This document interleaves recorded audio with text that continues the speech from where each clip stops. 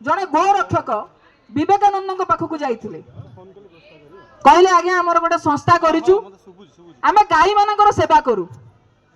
तो विवेकानंद पचारे भल कथा तुम आउ कौन करुच ना नाई आज्ञा कंसेई खाना को जो गाई जाऊँगी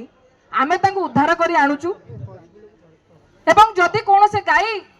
बयस हो गला वृद्धा गोमाता अच्छा आम आनी खाया पीवा दे सुरक्षित कर रखुचु विवेकानंद कहले भल कथा। अच्छा आमर आम देश रे सेंट्रल इंडिया रे सेते बळे दुर्भिक्ष पड़िथिला विवेकानंद पचारे जे एबे आम देश रे दुर्भिक्ष पड़िछि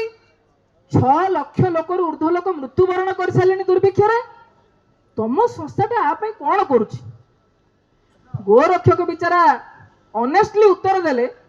जे नाई आज्ञा आम संस्था ता ऊपर किछि करू नाही आमे केवल गाई मानक काम करूछु। विवेकानंद